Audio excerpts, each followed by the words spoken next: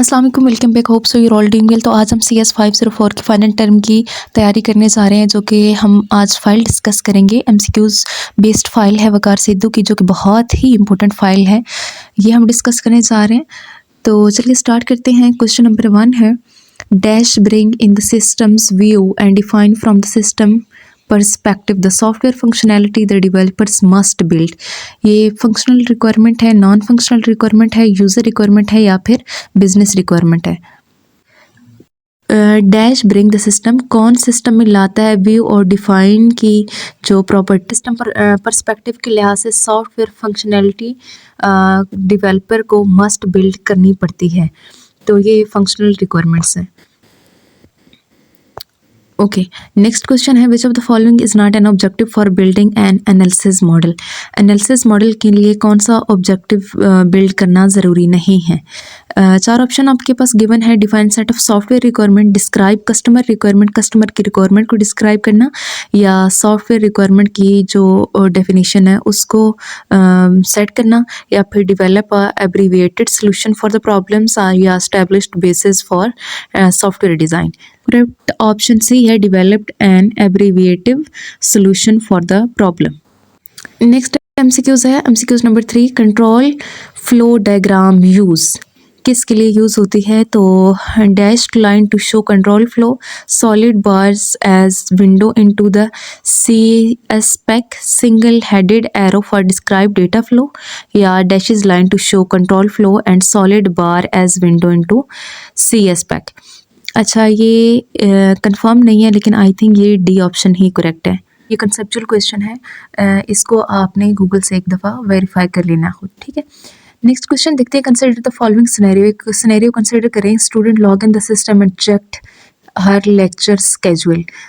Log in किया student ने और अपना लेक्चर का स्केड्यूल चेक करने के लिए, keeping in mind the use diagram, use case diagram को माइंड में रखें, and above scenario that one of the post condition might be student should have login, student should be available, student should log off after checking schedule, lecture schedule should be displayed date wise।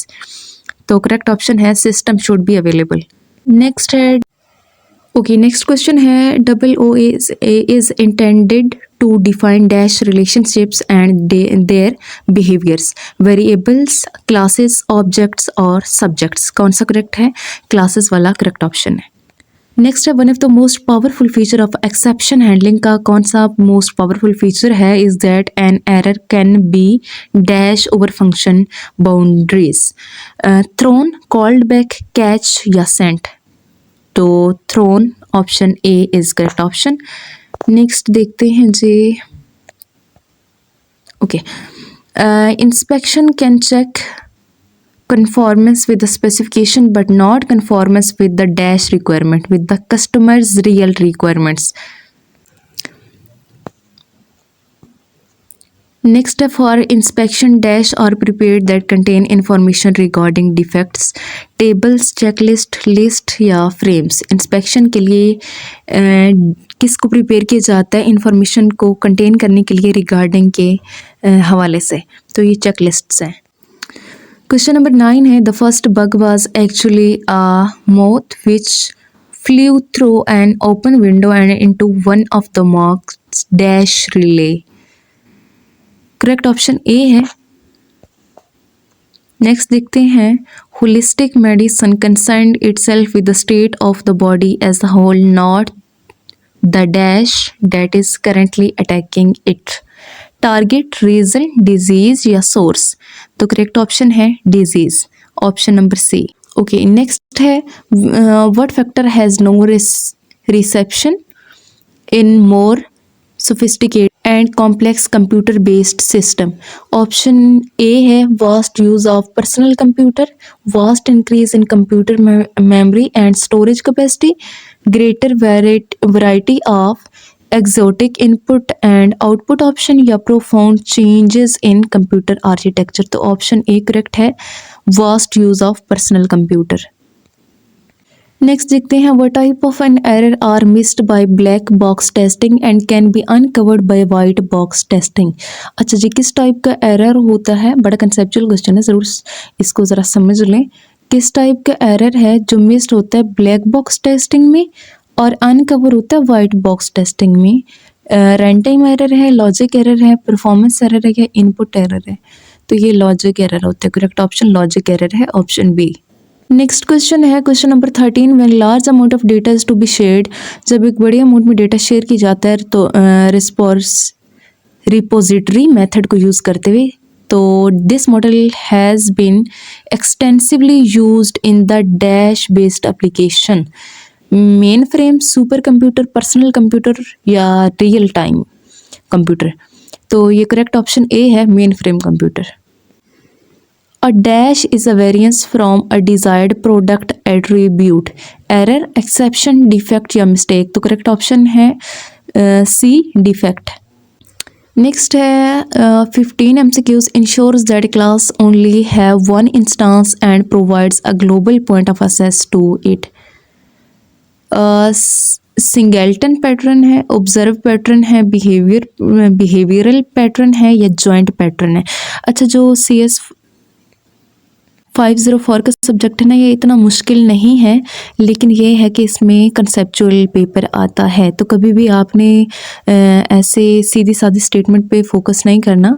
ज़्यादातर जो है वो आपने सारे का सारा, कहने का मतलब ये है कि सारे का सारा आपने टॉपिक पढ़ना है, मतलब उसको हर एंगल से तैयार करना है। बाज़ दफ़ा ये होता है ना कि खैर वर्चुअल यूनिवर्सिटी में तो वैसे भी ज़्यादातर कंसेप्चुअल ही होता है, लेकिन कुछ कुछ सब्जेक्ट में ऐसा होता है कि टीचर जो है वो सीधे साधे क्वेश्चन दे देते हैं, इसको डिस्क्राइब करो, इसकी डेफिनेशन बताओ या इसकी टाइप्स बताओ ना। ये तो सीधे साधे हो गए ना, लेकिन कभी कभार ये होता है कि वो पूछते हैं कि इसको ये करने के लिए, फॉर एग्जांपल वैसे एक मिसाल दे रही हूँ ना, कि कोई भी टास्क परफॉर्म करने के लिए अगर कोई टूल यूज़ किया जाता है तो वो कहेंगे कि ये टूल इसके लिए यूज़ किया जाता है, क्यों इसे ही हम यूज़ करते हैं, इस टूल को ही हम क्यों यूज़ करते हैं।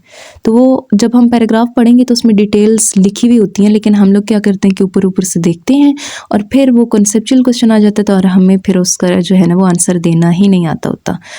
एक तो ये मिस्टेक नहीं करनी है आपने, अच्छी तरह से हर एक चीज़ को पढ़ के जाना है। और दूसरी बात ये कि जो 3 मार्क्स वाला क्वेश्चन है ना, उसमें ये है कि अगर वो डिटेल्स ना पूछे ना तो आपने नहीं बतानी। फॉर एग्जांपल अगर कुछ पूछा हुआ है कि डिफाइन, मिसाल के लिए कुछ भी बता देती हूँ, डिफाइन रिडंडेंसी और इसके टाइप्स बताएं, तो क्या करना है कि आपने उसकी, अगर 3 टाइप्स हैं या 2 टाइप्स हैं, तो जब हम उसकी डेफिनेशन लिखेंगे और 1-2 टाइप्स लिखेंगे तो हमारा वो 3 मार्क्स का जो क्वेश्चन है वो कवर हो जाएगा। या सिर्फ वो टाइप्स ही कहते हैं कि जस्ट डिफाइन नहीं, just name 3 types of redundancy, तो जस्ट आपने वो नाम ही लिखने। अगर वो डिफाइन करने का कहते हैं तब आपने लिखना है, लेकिन लॉन्ग में अगर वो कुछ ऐसी टाइप्स पूछ रहे हैं जो कि हैं ही सिर्फ 2 या 3 हैं, तो फिर आपको चाहिए कि उन्हें डिफाइन करें। लेकिन डिफाइन कैसे करना है? डिफाइन ऐसे करना है कि पहले जो है ना उन तीनों की टाइप्स का आपने नाम ऊपर अलग से लिख देना है, ठीक है। अलग से लिख देने के बाद फिर नीचे कहें कि अब हम जो है ना इन तीनों की अलग अलग से डिटेल लिखते हैं। ये ना हो कि आप एक लिखें फिर उसकी डिटेल लिखें, फिर दूसरा लिखें फिर उसकी डिटेल लिखें, और तीसरा अभी आपने लिखा ही ना हो, इससे पहले ही टाइम एंड हो जाए, तो फिर क्या होता है कि काम तो सारा ख़राब हो जाता है ना। अगर सिर्फ 3 पॉइंट ही लिखे होते तो उनको समझ आ जाती, चलो स्टूडेंट को कुछ ना कुछ पता है, ठीक है। कहने का मतलब ये है कि पहले जो है ना वो आपने जो मेन पॉइंट होते हैं उनको पहले लिख लें, डिस्क्रिप्शन बाद में लिखें, ताकि अगर टाइम कम हो तो भी नुकसान थोड़ा हो। वैसे हम पढ़ रहे थे MCQs नंबर 15 को, तो इसमें सिंगल्टन पैटर्न जो है वो ये करेक्ट ऑप्शन था। नेक्स्ट हम देखते हैं performance and usability are an example of, किस एग्जाम्पल ऑफ डैश रिक्वायरमेंट, किस रिक्वायरमेंट की परफॉर्मेंस और यूजेबिलिटी एग्जाम्पल है? बिजनेस की, फंक्शनल की या नॉन फंक्शनल की या यूज़र की? अच्छा, फंक्शनल रिक्वायरमेंट्स क्या होती हैं और नॉन फंक्शनल रिक्वायरमेंट्स क्या होती हैं, ये आपने लाजमी देखना और इन दोनों में डिफरेंस भी देखना है। ये 2-3 MCQs अभी हमने यहीं पे पढ़े हैं। नॉन फंक्शनल इसका यहाँ पर करेक्ट ऑप्शन है।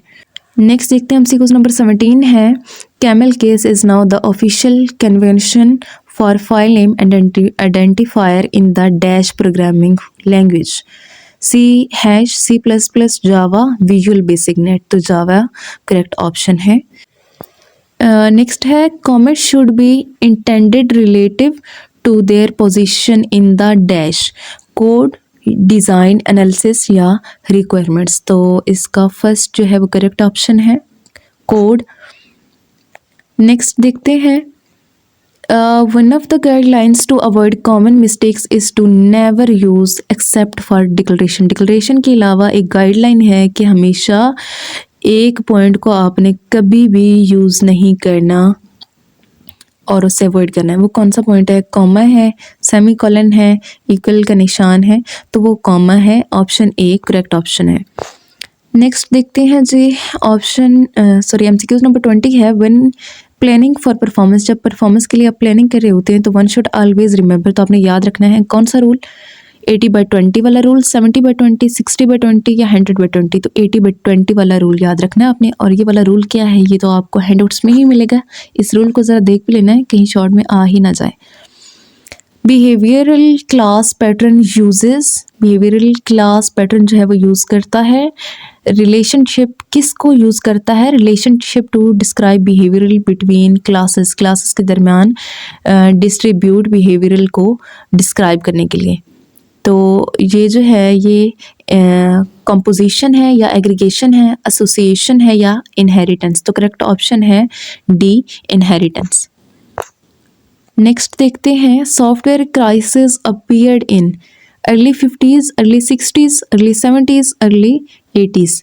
तो ये अर्ली 16 में सॉफ्टवेयर जो क्राइसिस थे वो अपीयर हुई थी। नेक्स्ट है, इन C++ और जावा नेम्ड कांस्टेंट और written in all upper case letter. Java और C++ में कांस्टेंट के नेम जो है वो अपर केस लेटर में लिखा जाता है with dash to separate words.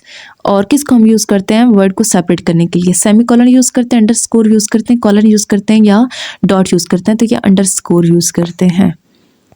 Underscore का सिंबल भी आप देख लें, ये ना हो कि वहाँ से अंडरस्कोर साथ लिखा ही ना हो, फिर आप कन्फ्यूज़ हो जाएं।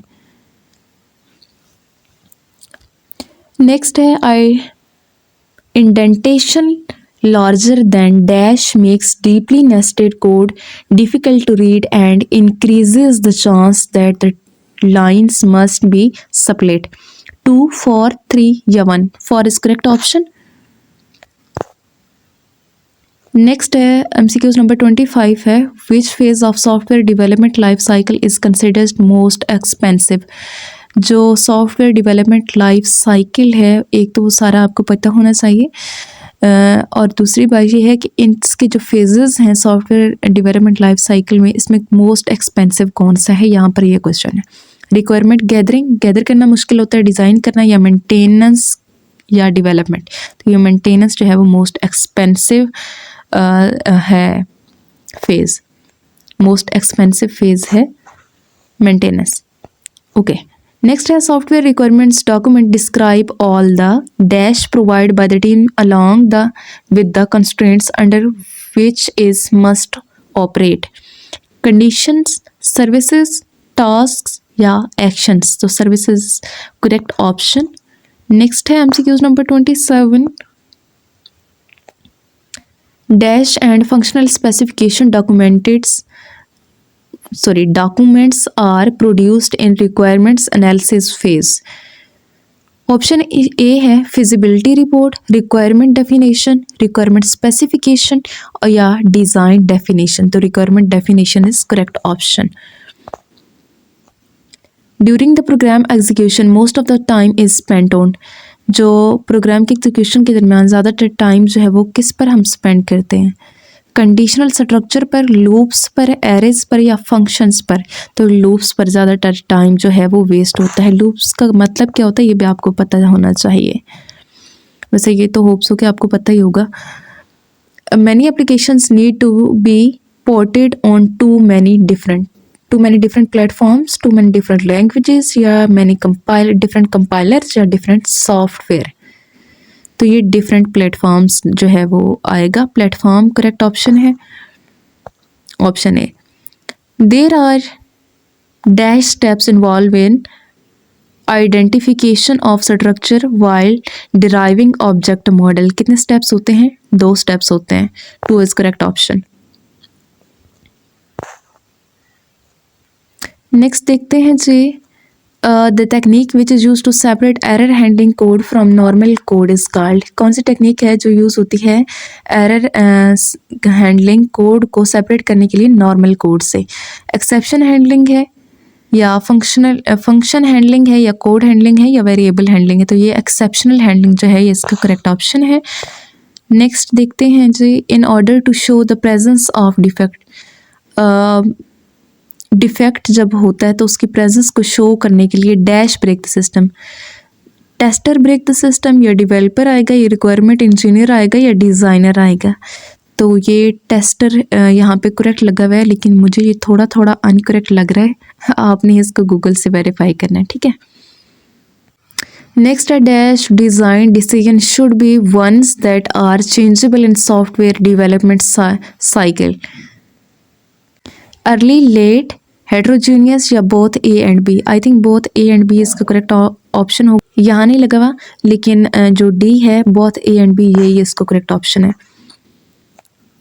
Architectural model proposed by claimants contain dash views 3, 4, 5, 6।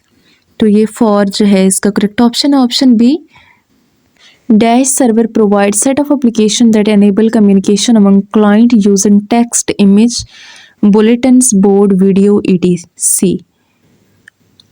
ये फाइल सर्वर प्रोवाइड करता है, डेटाबेस है, ट्रांजैक्शन है, या ग्रुप वेयर। इसका करेक्ट ऑप्शन कौन सा है?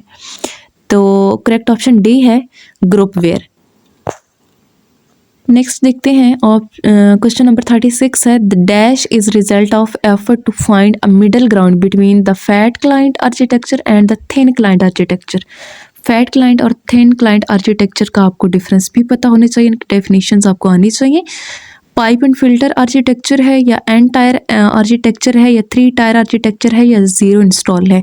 तो ये एन टायर आर्किटेक्चर है, एन टायर और 3 टायर आर्किटेक्चर इंपॉर्टेंट है।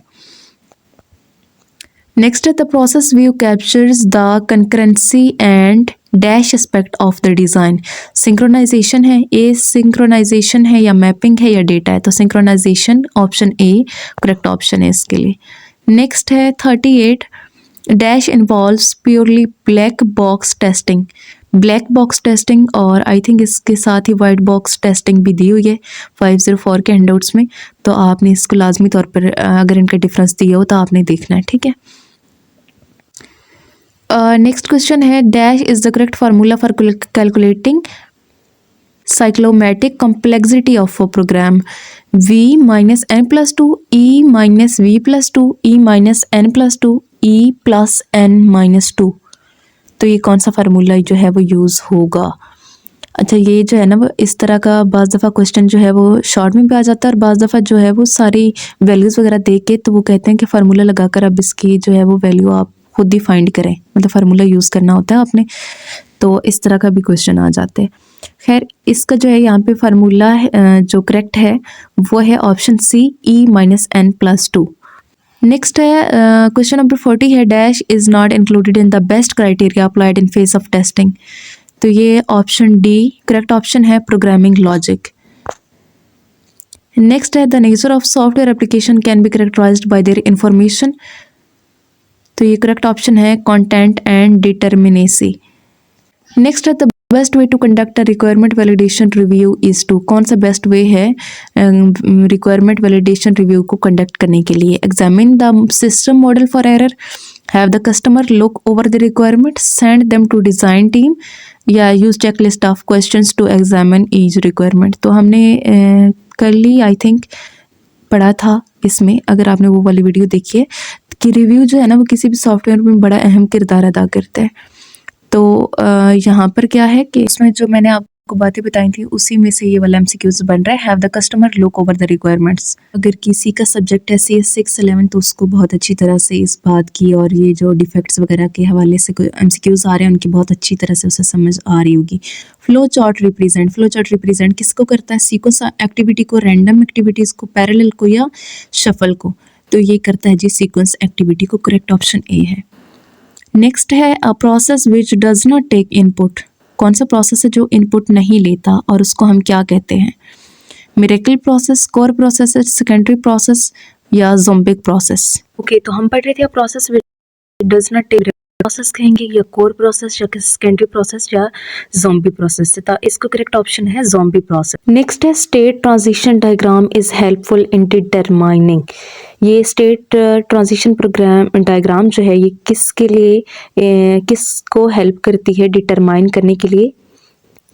ये कंट्रोल फ्लो को डिटरमाइन करने में हेल्प करती है। कंट्रोल फ्लो करेक्ट ऑप्शन है।